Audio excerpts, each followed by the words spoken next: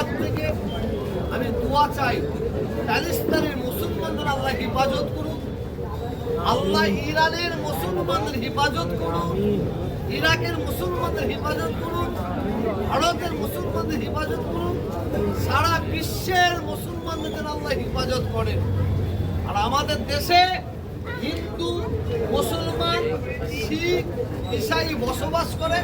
আল্লাহ যেন আমাদের মধ্যে ঐক্য, একতা, ভ্রাতৃত্ব, ভালোবাসা দান করে, এই দোয়া করি। আর আমরা সকলে মিলে দোয়া চাই, আল্লাহ রাব্বুল আলামিন আমেরিকার ওই ট্রাম্পকে যেন আল্লাহ ধ্বংস করে দেয়। আমিন আমিন। বলবেন না আমিন?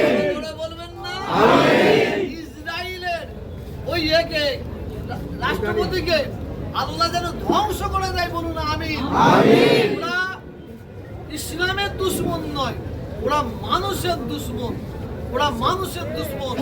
ইনশাআল্লাহ ধ্বংস হবে, ইরান জয় হবে, ইরান জয় হবে, ইনশাআল্লাহ আমিন আমিন। ইনশাআল্লাহ ইরান জয় হবে, চিন্তা করতে হবে না। শুধু আমাদের ঘরে পরিবর্তন হতো, আমাদের ঘরে পরিবর্তন। আর কিছু বলার আছে বলো?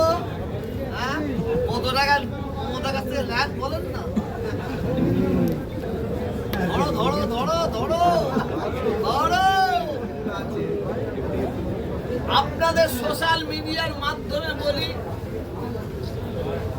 আমাদের ফুরফুরা শরীফের পাশের গ্রামের একজন ব্যক্তি আছে, যে ব্যক্তি চিটিংবাজ বলে পরিচিত, নাম বলার দরকার নেই, বুঝতেই পারছেন। সে গাড়িতে লিখে দেয় ফুরফুরা শরীফ পীর সাহেব। এই কিছুদিন আগে তিহার জেল খাটলো। সে পীর জাদা হিসেবে পরিচয় দিচ্ছে। খুদার কসম, আল্লাহর কসম, আল্লাহর কসম, ও আমাদের দাদা হুজুর কেবলার আওলাদের আওলাদের আওলাদের কেউ নাই। ও পরিচয় দিয়ে অনেক মানুষের অর্থ আত্মসাৎ করেছে, তার জন্য জেল খেটেছে। অনেক হাজি সাহেবদের অর্থ মেরেছে এবং হিজড়াদের পর্যন্ত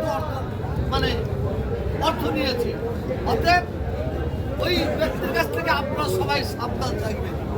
অনেকে কাক হয়ে বক্স সাজার চেষ্টা করছে, কাক হয়ে বক্স সাজার চেষ্টা করছে, সাবধান থাকবেন।